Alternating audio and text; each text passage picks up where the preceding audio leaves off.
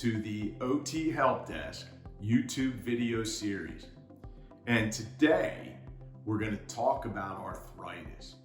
And as part of that, we're going to look at the difference between acute, subacute, chronic inactive, and chronic active.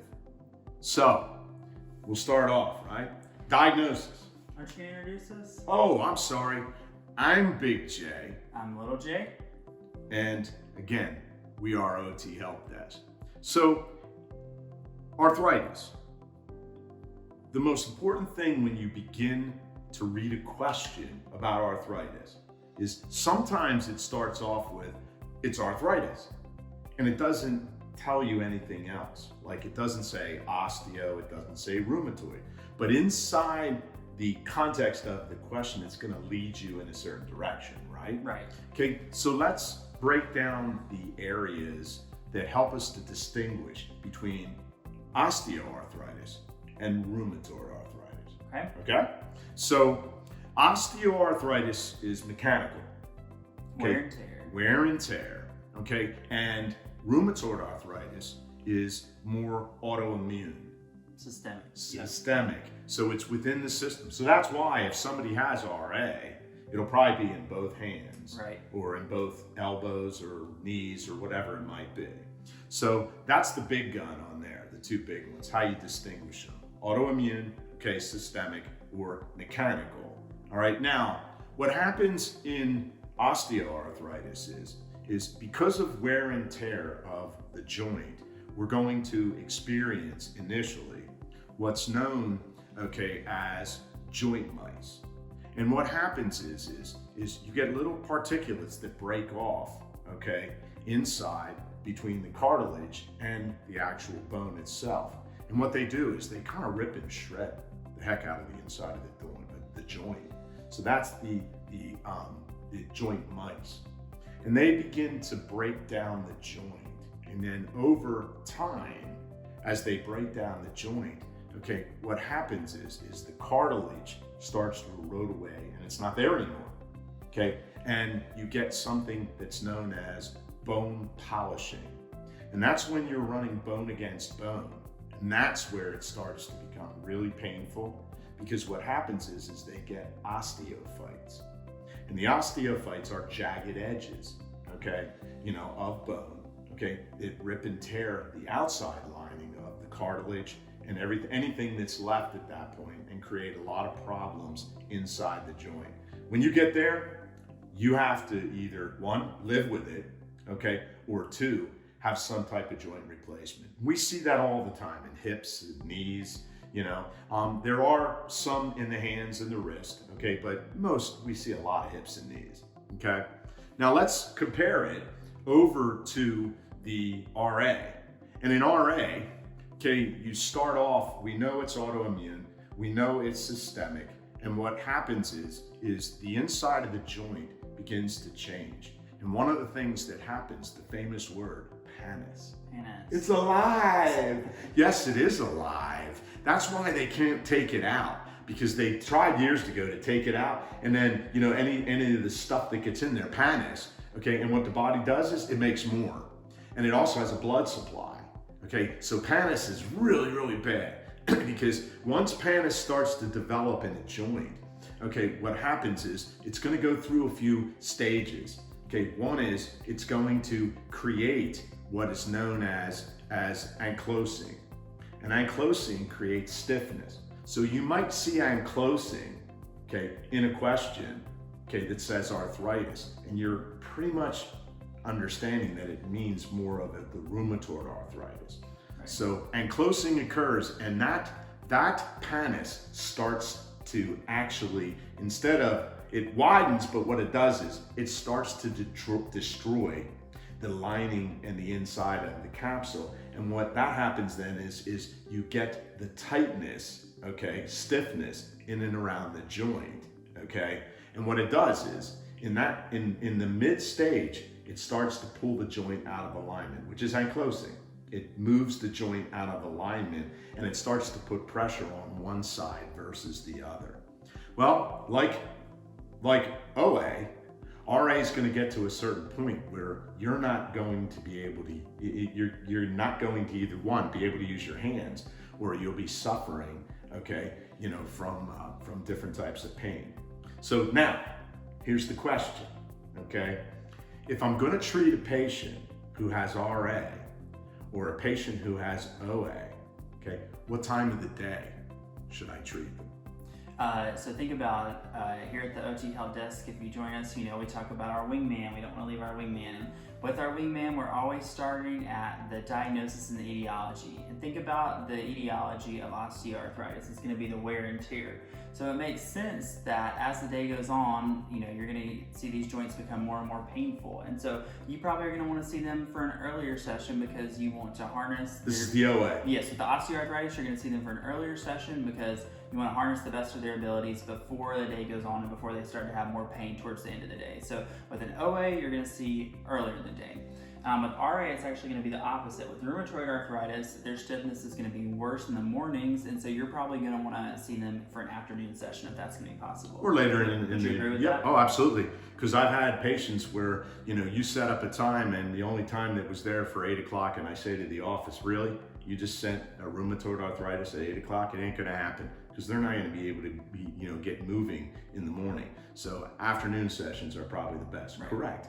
Okay, now we've got this idea of the difference between the two, and we definitely are going to need to understand that. Okay, but I think we want to make it simple. Okay, and we want to bring the two, OA and RA, together. Let's do it. And what we'll do is we'll identify the 4 terms that are used. And then we'll talk about some interventions. So the 4 terms are, whenever you have a patient who has arthritis, whether it's OA or RA, they're going to be either acute, okay, subacute, chronic active, or chronic inactive. And each one of those means something as it relates to how we manage a different stage, okay, in arthritis, okay? But logically speaking, you'll see those 4 areas: acute, subacute, chronic active, chronic inactive. Now, each one of them's different. And what I want to do here is I really want to talk about interventions and kind of explore those so that we get a little bit of a feel of what, we, should do when it comes to each one of these. So let's talk about acute. All right. So how are you going to manage an acute? Well, in the acute stage, I guess the first thing we got to think of is how are these joints going to present? So they're going to be red, they're going to be swollen, they're going to be hot, they're going to be painful. And so all this is going to put them at an increased risk of joint instability, right? In the acute inflammatory stage. And so we need to take that into account as we're moving forward with that. So one of the first things you might do is you might do splinting. And in the acute stage, there we go, we got our own Vanna White here. We've got a resting hand splint, and if you're thinking of rheumatoid arthritis in the acute inflammatory stage, you might use something like this resting hand splint to help provide that rest for day and night use. So as you can see, it puts the wrist in extension there. It's going to put the MCP joints into flexion. Let's go ahead and bring it over here just to see. There we go. You can see the MCP joints are in flexion, the IP joints are in slight flexion there, and that's going to be the functional positioning for the resting hand splint that we're going to use. And again, in the acute inflammatory stage, you can use that for day and night use. Also in the acute inflammatory stage, one of our goals is going to be to maintain the range of motion they have. In that stage, we know it's likely not going to be feasible. We're not going to be trying to increase their range of motion, but of course we do want to maintain what they have so they don't lose anything. You can use passive range of motion or active range of motion. Active range of motion is not contraindicated. It's just that you don't see it used as often as passive range of motion because in that acute inflammatory stage, they're likely going to be tolerating passive range of motion a little bit better in the acute inflammatory stage. And you have to do it because all patients walk in and, with RA or a lot of times RA, when they're it's so sore and they're so painful, they're thinking therapy's going to hurt them. Right, so they're going to be guarding it. Right. So. You can actually do some exercises too in the acute inflammatory stage. You can do kind of what we talked about in one of our previous videos. You can do isometric exercise to within their tolerance. And the beauty part about that is we know that with isometric exercise, you're not going to have joint movement. So it makes perfect sense to do that to within their tolerance because you can still strengthen their muscles without any joint movement in that acute stage there. So we talked about isometric. Exactly. Like I'd be pushing against your head. Don't let me move it, right? Isometric. Right, exactly. Isometric. Exactly. Okay? Now if I move it, okay, that's isotonic. That's all right. Good deal. Yeah, good that's deal. right. All right. Good. Right. Good. Just broke my neck a little bit. Yeah, there we go. Workers' comp injury. Exactly. All right. That's right. So that would be some of the interventions you can do. Again, we talked about splinting. We showed the resting hand splint for RA. We also have for osteoarthritis, one of the most commonly affected joints is the CMC joint at the thumb. And so you could use something like this rigid thumb spica splint there, or we have more of the neoprene thumb spica splint here that you can use to provide rest for the joint there. So we talked about the splinting for day and night use. I know, don't get it stuck there.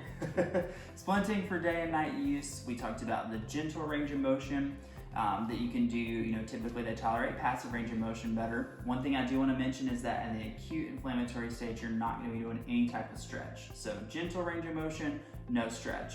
And then we also talked about you can do some very gentle isometric exercises where you're not going to have any joint movement to their tolerance. So that's kind of where we're thinking about in the acute inflammatory stage. You also might be thinking about, and we'll talk about this here in a little bit, but you can use different pieces of adaptive equipment throughout the whole spectrum of intervention and also some different joint protection principles. Okay, wait. In acute, RA or OA, right? Can I use heat? I'm glad you mentioned that. You're not going to use heat. If we're thinking of physical agent modality use for pain control, exactly. I dated her in high school. Anyway, right. Go ahead. So we want to talk about physical agent modality use as well. I'm glad you mentioned that. That's something I forgot there. So we are not going to be using heat because we know that heat is a vasodilator. If they already have inflammation, it's just going to bring exacerbate, inflamed. It's just hot and red. It's just no going to heat. bring more inflammation to the area if they're already having it. Well, can I use ice? You can, as long as they don't have something like Raynaud's syndrome, which we know with high blood pressure. Exactly. If they have an active episode of high blood pressure, you don't want to do that because we know that ice or cryotherapy is going to be a vasoconstrictor. It's going to cause. So what if I can't use ice and heat in acute? You could potentially use something like TENS if that's not a contraindication. The transcutaneous electrical nerve stimulation. Okay.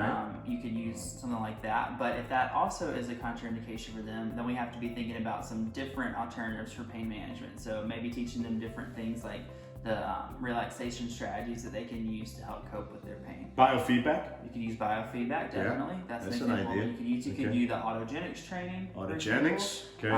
That's where my right arm is warm and heavy. My right arm is warm and heavy.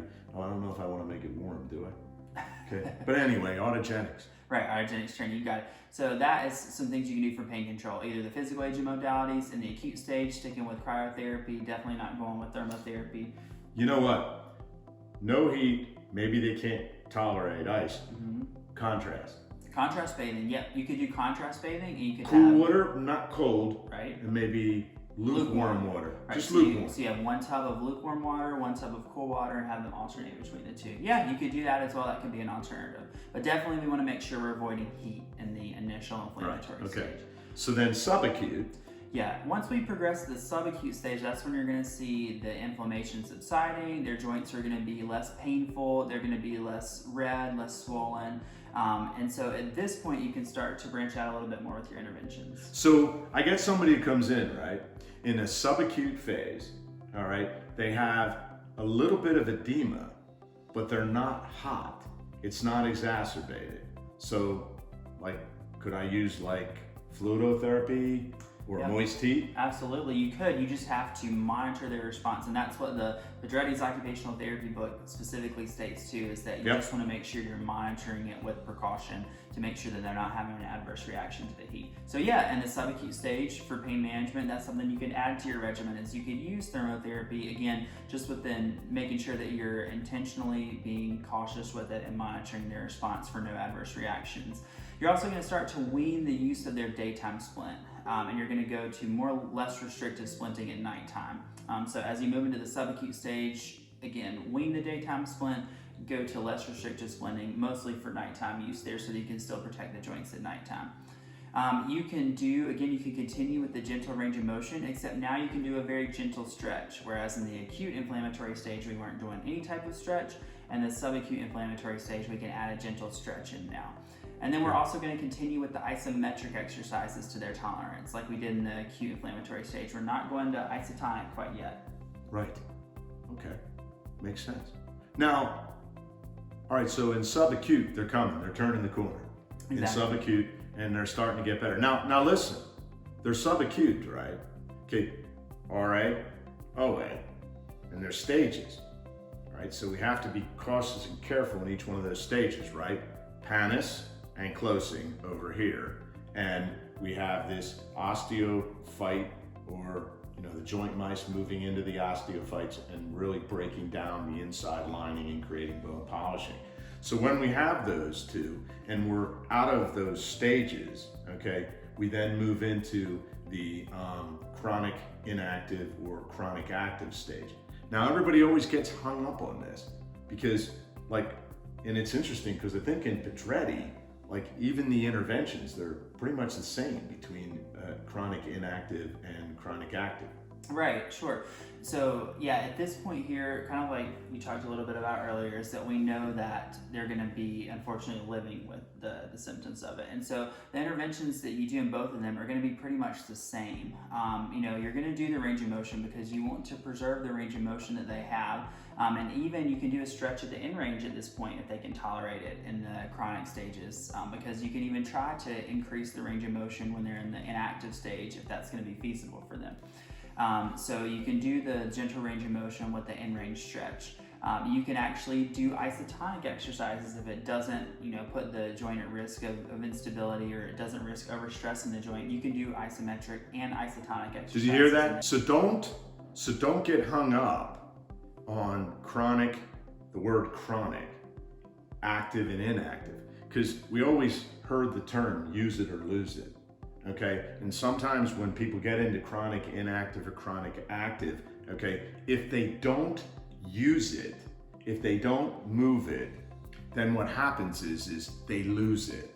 Right. So in the chronic inactive and the chronic active, you can do the isometric and the isotonic exercises to their tolerance if you're not overstressing. Keyword, to their tolerance. Exactly. Okay.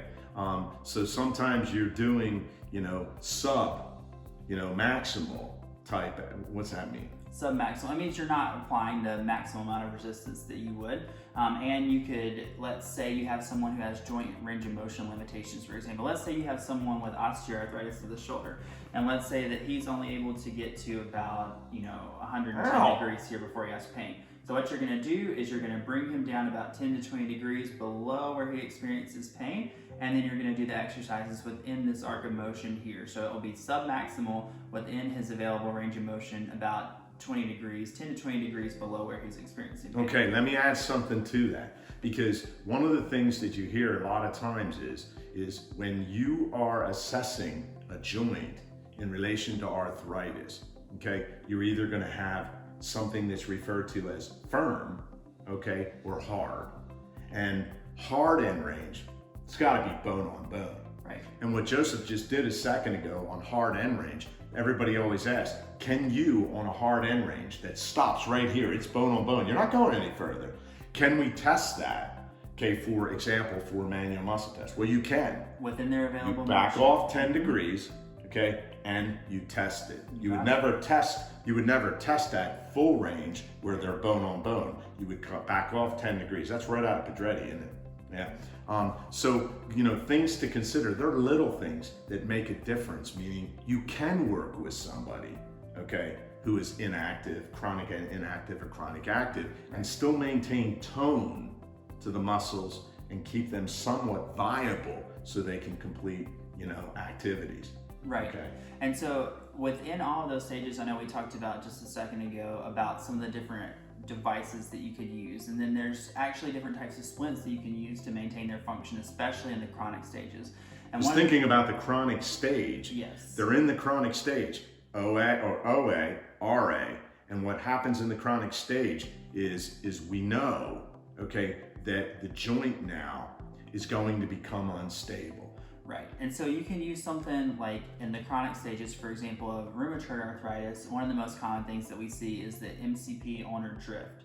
And so you can use one of these splints there, like John has. Because it'd be going this way, okay, and we correct it. Well, we don't correct it. Oh, that's right. That's right. Oh, I use that word, correct. That's we right. never correct OT. You help promote proper alignment with the splint, but you're not going to correct the deformity. So that way you can use it functionally. Exactly, that's right. Perfect. So Okay. that's something that you can use throughout the whole spectrum of interventions. You can use different types of adaptive equipment for energy conservation purposes and joint protection. So even something as simple as like a built-up handle on a utensil to where it reduces the grasping demands and the force that they have to apply to grasp the utensil. It's something really simple that can make a big difference. You also want to think about different joint protection principles, like using the larger joints possible for a task versus the smaller Give an joints example. whenever it's possible.